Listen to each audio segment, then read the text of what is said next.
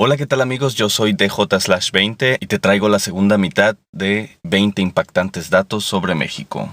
Pancho Villa fue todo un personaje. Reconocido como héroe nacional, Villa fue inicialmente un bandido, pero después se convirtió en general de la revolución. La razón por la que su vida está mejor documentada es porque él tenía un contrato con Hollywood para filmar sus batallas. Los acuerdos incluían uniformes nuevos para mejorar el aspecto de las tropas en pantalla, hasta la planeación de los ataques para obtener los mejores ángulos cinematográficos. Ciertamente, Villa encabezó la única invasión que ha sufrido Estados Unidos en su territorio continental por parte de un ejército extranjero. Chespirito musicalizó sus series televisivas sin permiso de los propietarios de las canciones. El tema del Chavo del Ocho, por ejemplo, se trata de una versión electrónica de la marcha turca de Beethoven llamada El elefante nunca olvida y nunca pagó regalías a los músicos que la interpretan. Ni siquiera los mencionó en los créditos. Roberto Gómez Bolaños se dedicó a demandar a exmiembros del elenco de sus series por sus derechos de autor, pero los derechos de autor de los demás parecieron nunca importarle. Algunas personas dicen que la conquista de México no habría sido posible sin las armas de fuego o las enfermedades. Sin embargo, los conquistadores atribuían su éxito a una persona que no era Hernán Cortés, es más, ni siquiera era española, la Malinche, una esclava indígena que posteriormente se convertiría en esposa de Cortés. Sirvió como traductora e intermediaria ante los pueblos nativos y era de tanta preeminencia que en los códigos siempre aparece junto al conquistador o inclusive liderando ella sola a las tropas invasoras. Su nombre ha estado ligado a la traición y el término malinchismo se usa para las personas que prefieren las costumbres o productos extranjeros sobre los mexicanos. A finales del siglo XIX e inicios del XX existían las tiendas de raya, las cuales eran tiendas donde se proporcionaban artículos de primera necesidad. Se les conocía así porque los trabajadores eran analfabetas y en lugar de firmar la nómina se limitaban a poner una raya. Estas tiendas eran de los propietarios de las haciendas y obligaban a los obreros a comprar ahí. Como sus sueldos eran muy bajos, se veían orillados a comprar a crédito, tornándose las deudas impagables, las cuales eran heredadas a los descendientes del trabajador.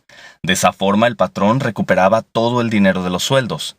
Durante la Revolución, la destrucción de tales tiendas era obligada y los primeros en morir eran sus administradores. Aún, algunos trabajadores emplean el término rayar como sinónimo de cobrar su sueldo. En México, los narcotraficantes tienen su propio santo protector, Jesús Malverde, y se dice que es muy milagroso. Es una especie de santo que la Iglesia Católica no reconoce. A pesar de que algunos investigadores dudan de su existencia, se dice que se trató de un Robin Hood o bandido generoso que operó a principios del siglo XIX. Aunque originalmente no era así, actualmente se le conoce como el santo de los narcotraficantes. Se dice que esto inició cuando un capo mandó asesinar a su hijo por hacer negocios sin su consentimiento. Este fue herido y arrojado al mar. Entonces se encomendó a Malverde y fue salvado por un pescador.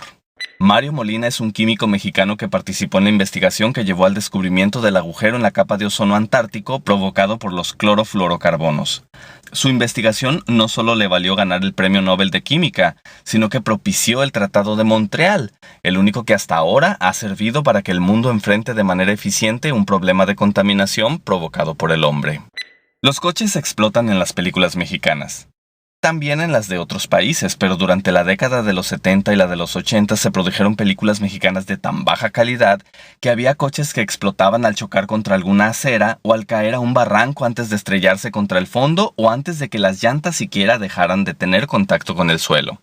El mismo fenómeno se repitió en las telenovelas.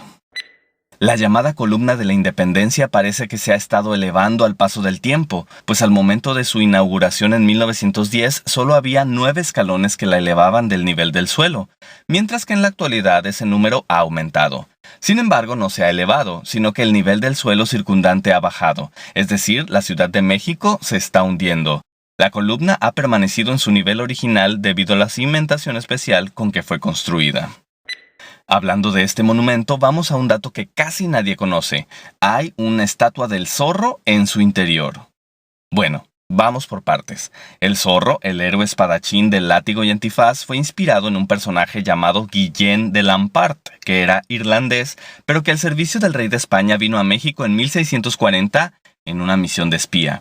Sin embargo, aquí decidió que los indígenas negros y castas merecían la libertad y organizó una revuelta con fines independentistas, pero al final de cuentas fracasó y murió en la hoguera a donde le envió la Inquisición por traidor y hereje. Esa es la razón por la que su estatua está en el interior de ese monumento. Fue un precursor de la independencia mexicana casi 200 años antes que Miguel Hidalgo, el padre de la patria. A las 5:35 horas del 19 de noviembre de 1984, la noche se tornó día y las explosiones de una estación de combustibles de Pemex, la empresa petrolera de México, mataron entre 500 y 600 personas. Se trata de una catástrofe de tal magnitud que resulta difícil de imaginar. Se dice que la tierra tembló y el resplandor fue visto a muchos kilómetros de distancia. La onda expansiva fue tan fuerte que prácticamente desintegró la mayoría de los cuerpos. Solo el 2% de las víctimas pudieron ser identificadas, el resto tuvo que ser enterrado en fosas comunes. Las casas fueron destruidas totalmente. Las llamas del incendio posterior se elevaron entre 600 y 800 metros de altura. Las imágenes muestran a gente corriendo desnuda con quemaduras o corriendo con niños. La norma de seguridad de la época indicaba que las casas debían estar a 300 metros de los tanques. La actual dice que deben estar a 1 kilómetro. Las casas de San Juan estaban a solo 150 metros. Bueno amigos, pues yo soy DJ/20 y estos fueron los 20 impactantes datos sobre México. Si no has visto el primer video, te invito a que lo veas. También cuéntame cuál dato te impactó más o qué otros datos piensas que debieron haber sido incluidos en este video. Te invito a que le des like a mi página de Facebook, búscala como videos de J/20. Bueno, pues muchas gracias por haber visto mi video. Les mando un saludo a todos.